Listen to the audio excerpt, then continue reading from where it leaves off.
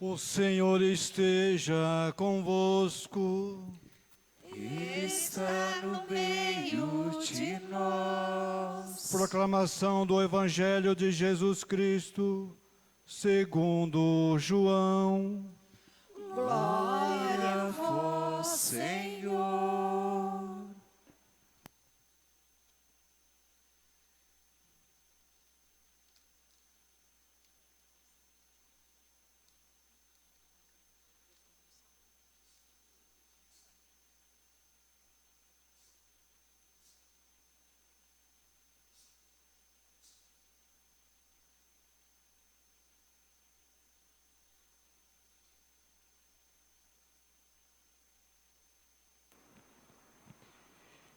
Naquele tempo, disse Jesus às multidões dos judeus: Eu sou o pão vivo descido do céu. Quem comer deste pão viverá eternamente. E o pão que eu darei é a minha carne dada para a vida do mundo. Os judeus discutiam entre si, dizendo: Como é que ele pode dar a sua carne a comer? Então Jesus disse: em verdade vos digo, se não comerdes a carne do Filho do Homem e não beberdes o seu sangue, não tereis a vida em nós. Quem come a minha carne e bebe o meu sangue tem a vida eterna, e eu o ressuscitarei no último dia. Porque a minha carne é verdadeira comida, e o meu sangue verdadeira bebida. Quem come a minha carne e bebe o meu sangue, permanece em mim e eu nele. Como o Pai que vive e me enviou, eu vivo por causa do Pai. Assim, o que me come viverá por causa de mim. Este é o pão que desceu do céu. Não é como aquele que os vossos pais comeram. Eles morreram. Aquele que come este pão viverá para sempre. Palavra da salvação. Glória a vós, Senhor. Aleluia. Aleluia, aleluia, aleluia, aleluia.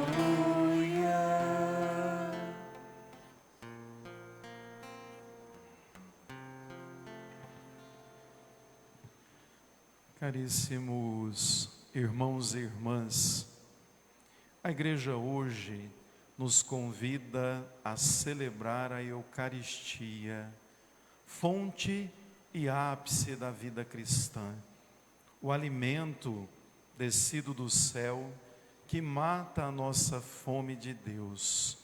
Portanto, a liturgia de hoje, assim como a liturgia do domingo, é um grande momento de louvação, de gratidão, porque obedientes àquilo que Jesus disse, façam isso em minha memória. A Igreja celebra a fração do pão, a Eucaristia, aquilo que desde o início da nossa história, por mais de 2000 anos, reúne multidões, pessoas, para poderem celebrar a dádiva da Eucaristia, presente do próprio Deus, que quis permanecer conosco em todos os tempos, para todas as gerações, como alimento verdadeiro, como aquele que nos acompanha nas nossas lutas e desafios. Portanto, a liturgia de hoje é toda marcada pela experiência da comunhão, pela experiência da Eucaristia, sua prefiguração no Antigo Testamento, que é o maná que matava a fome do povo no deserto e a sua realização quando o próprio Jesus se declara como pão vivo descido do céu.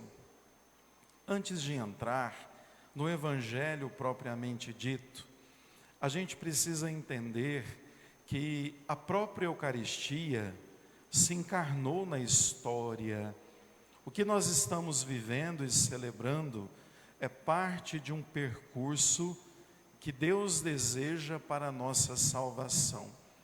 Instituída na última ceia, a Eucaristia para nós, ela é ordem e mandato de Cristo, mas ao mesmo tempo ela se revela como alimento daquele que se encarnou, daquele que se fez homem e habitou entre nós. O que nós celebramos e comungamos é o próprio Cristo, o seu corpo, sangue, alma e divindade. Não é um símbolo, não é uma história, não é uma teoria, não é uma ideia. O que a gente comunga é uma pessoa que viveu um tempo para nos ensinar o caminho do bem, desejoso de nos salvar. Então, quando a gente entende que a Eucaristia é fonte e ápice da vida cristã, a gente tem que perceber que a partir daí nós temos que priorizá-la como aquela que, sem dúvida nenhuma, traz o sentido à nossa vida e à nossa fé. Vejam que no Evangelho de João, todo o capítulo 6 marca o discurso do pão. Aqui nós ouvimos alguns poucos versículos, mas eu gostaria que a gente entendesse, para celebrarmos bem e para percebermos a grandeza daquilo que Jesus propõe. Ele começa então dizendo: eu sou o pão vivo descido do céu. No domingo eu fazia a reflexão, fazendo menção às descidas de Deus. O Pai desce e vem ao nosso encontro, o Filho desce e vem ao nosso encontro, o Espírito desce e vem ao nosso encontro. E aí vejam, o Filho ainda se diz o próprio pão vivo, aquele que mata a nossa fome, fazendo menção àquilo que ouvíamos na primeira leitura. Por 40 anos, o povo foi alimentado por um maná, milagrosamente um alimento que brotava do chão para matar a fome do povo. Esse maná que ouvíamos na primeira leitura, por 40 anos foi o alimento que não deixou que o povo de Deus morresse. Junto ao maná, água brotava milagrosamente da rocha, porque Deus é capaz de tudo. E aí vejam, quando Jesus coloca-se como pão vivo descido do céu, ele ainda vai dizer: em verdade eu vos digo, quem come a minha carne, bebe o meu sangue, permanece em mim e eu nele. Este alimento não é como aquele que os vossos pais comeram no deserto. Eles comeram e morreram. Aqui Jesus está dizendo daquela geração que caminhou por 40 anos, que inclusive foi tão ingrata que por muitas vezes ofendeu a Deus, porque deu-lhes o maná e eles tinham saudade das cebolas do Egito. Vejam que então, essa prefiguração que alimentou por 40 anos o povo de Deus, agora desce do céu, como o próprio pão vivo, só que de uma forma muito maior, de uma forma muito mais completa, de uma forma atemporal. Por isso, quando Jesus se propõe como pão vivo descido do céu, ele se coloca como alimento para todas as gerações. Claro que tudo aquilo que é realização em Cristo é muito mais sublime, muito maior, muito mais profundo que as prefigurações do Antigo Testamento.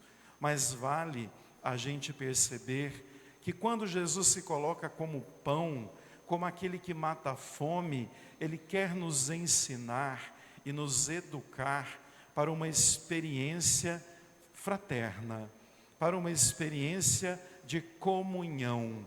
É por isso, inclusive, que os primeiros nomes que tinham a Eucaristia era fração do pão e comunhão, porque era um único pão que era repartido, partilhado, todos comungavam do mesmo pão, porque na verdade entendiam que eram irmãos, que eram fraternos, se preocupavam uns com os outros e entendiam a comunhão no simbolismo daquele pão repartido. Vejam então que Jesus então continua dizendo aos judeus: quem comer deste pão viverá eternamente. Aí ele diz algo que espanta e assusta os judeus: o pão que eu darei é a minha carne dada para a vida do mundo. Jesus, na verdade, orienta que a gente se alimente do seu corpo e do seu sangue. Para nós, essa linguagem é uma linguagem que não nos incomoda, porque já fomos educados dessa forma. Mas um judeu não entendia assim. Ele, na verdade, questionou, inclusive, como assim? Como que você vai dar a sua carne? Como que você vai dar o seu sangue? Nós vamos comer carne humana? Vamos beber sangue de gente? Que proposta maluca é essa?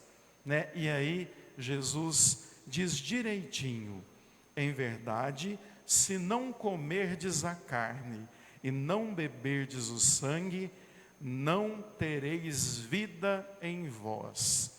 Aqui a gente tem que entender que Jesus usa de uma comparação, de uma metáfora, para explicar o que é a Eucaristia. É carne, é corpo. Por quê? Porque ao comungarmos da Eucaristia, nós estamos comungando da vida de Deus.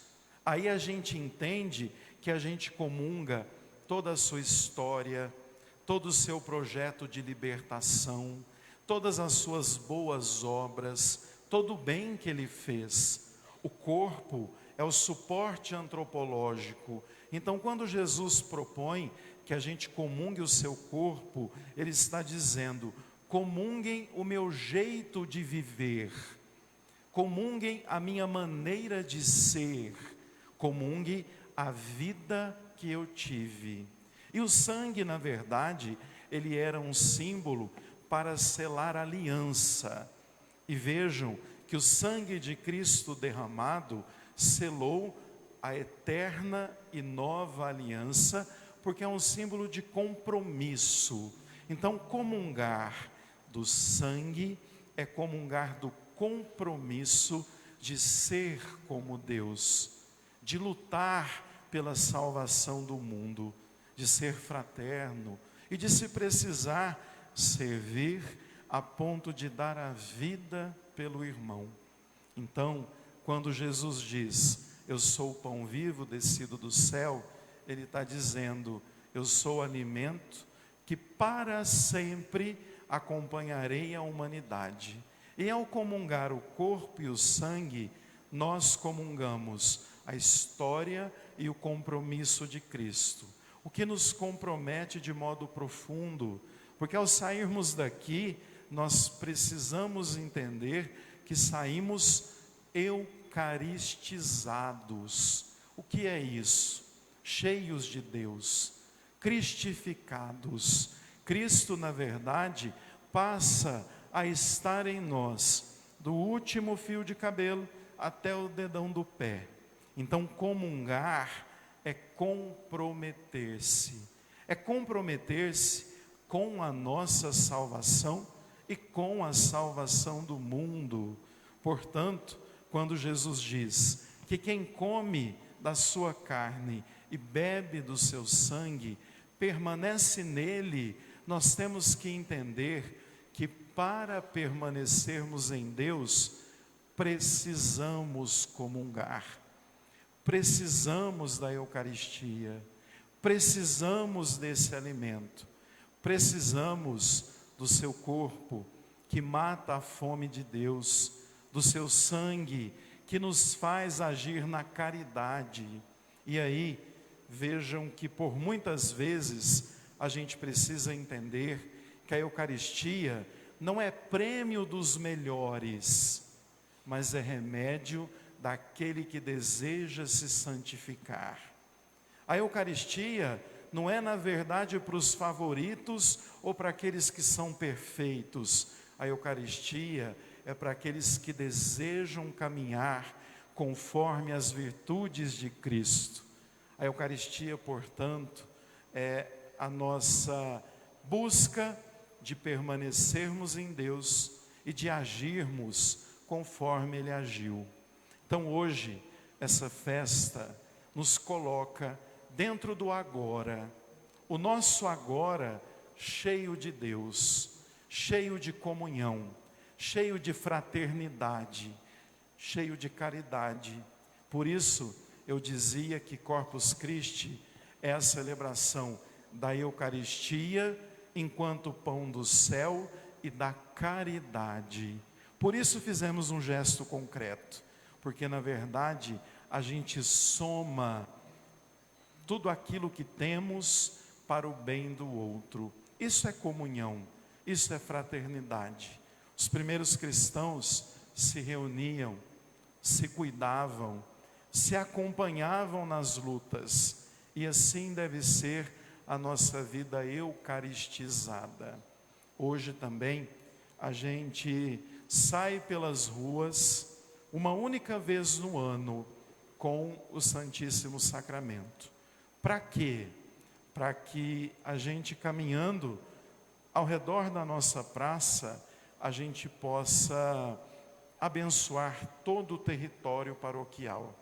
Nesse dia, muito mais do que devotarmos o Santíssimo, nós temos que entregar a nossa vida, a nossa família, a nossa comunidade à proteção daquele que comungamos o seu corpo, sangue, alma e divindade. Que Deus nos abençoe e que nós saibamos valorizar a Eucaristia, que a gente saiba que esse, para nós católicos, é o mais importante momento de fé, que a missa dominical para nós seja a prioridade, que nada nos atrapalhe de permanecermos em Deus, de nos alimentarmos do seu corpo, de sairmos daqui para mais uma semana de lutas e desafios eucaristizados, cristificados, sagrados em Deus. É isso que Ele deseja, ser o pão que alimenta e que nos acompanha. Louvado seja nosso Senhor Jesus Cristo. Para sempre seja louvado.